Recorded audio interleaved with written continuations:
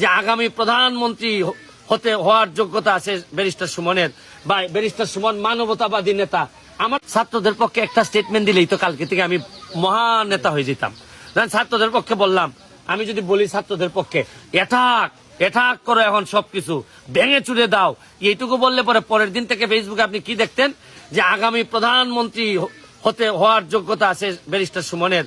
আমি তো কোনো খারাপ কিছু করি নাই যে আপনি আমার পতন চাইবেন। এখন আপনাদের বিচার চাইতে গিয়ে অন্য ষড়যন্ত্রকারীরা যখন ছাত্রদের সাথে ঢুকে যায়, ছাত্ররা তো এখন কোমলমতি, এদেরকে যে কোনো কিছু বুঝাইলেই বোঝানো যাচ্ছে, তো বেশি কিছু বলা লাগে না। একটা এঠাক করে একটা সাউন্ড করলেই তো নেতা হয়ে যায়, মানে সব ছাত্রদের মনে ঢুকে যাওয়া যায়।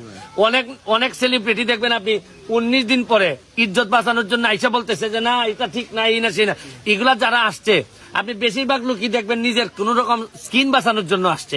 দেশের শান্তির জন্য আপনি কেন এমপি পদ সরে দিতে বলছিলেন? না, আমি বলছি যে যদি এমন কোন পরিস্থিতি হয় যে আমার এমপি পদ থেকে সরে গেলে দেশে শান্তি আসবে বা দেশের মানুষের উন্নতি হবে, আমি এটা বুঝাইতে চাচ্ছি যে কোনো পদের জন্য আমি কোনো পক্ষ অবস্থান নেওয়া বা না নেওয়ার বিষয়টা না। আমার কাছে মুখ্য উদ্দেশ্য হচ্ছে গিয়ে শান্তি ফিরাইয়া নিয়ে আসা।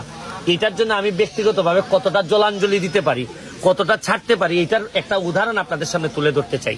ধরেন আমি বললাম যে ভাই আমি সবই চাই, কিন্তু আমার এমপি পদটা কোনোভাবে ছাড়বো না। আমি এই রকম লোক আমি না। আমার কথা হচ্ছে যে ভাই শান্তির জন্য সংবিধান সংরক্ষণ এবং শান্তির জন্য, আর দেশের সরকার যেভাবে বিচার আচার করতে চাচ্ছে এইগুলার পথ করে দেওয়ার জন্য আমি আমার যে কোনো ধরনের স্যাক্রিফাইস করতে রাজি। অনেকের প্রশ্ন, আপনি কেন ছাত্রছাত্রীদের পক্ষ হয়ে কথা বলছেন? আমি এখন বিষয়টা হচ্ছে গিয়ে যে আমি তো সবসময় ছাত্রছাত্রীদের পক্ষে, কারণ এরা কোটা সংস্কার চাইছে, আমিও চাইছি। এরা বিচার চাইতেছে, বিচারও চাইতেছি। এখন এরা চাইতেছে যে যা চাচ্ছে তাতে মনে হইতেছে এরা সরকারের পদত্যাগ চায়, জননেত্রী শেখ হাসিনার পদত্যাগ চায়। তারা এমন সব কথাবার্তা বলতেছে, বকাঝকা করতেছে ফেসবুকের মধ্যে। এখন আমার নেতা হচ্ছে শেখ হাসিনা, আমি তো আমার নেতার বিরুদ্ধে কেউ বললে তো আমার কষ্ট হবে। এবং আমি যদি মনে করি যে আমার নেতা শেখ হাসিনা, এখন আপনি যখন আমার নেতারে আপনি গালাগালি করবেন, তখন আমি আপনার সাথে আর কত দূর যাব? এখন আপনি আস্তে আস্তে যখন আমার বুকের উপর উঠে যাবেন, তাহলে এখন যদি আমি ছাত্রদের পক্ষে, ছাত্ররা ধরেন আমার পতন চায়, যে আমি কি আমার পতনটুকু কিভাবে চাইতে পারি যদি নৈতিকভাবে? আমি তো কোনো খারাপ কিছু করি নাই যে আপনি আমার পতন চাইবেন।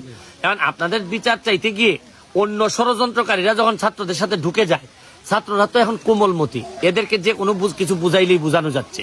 তো এই কারণে আমি তো একটা বিবেক আছে, আর আমি তো একটা মেম্বার অফ পার্লামেন্ট, আমি 7 লাখ মানুষের নেতা।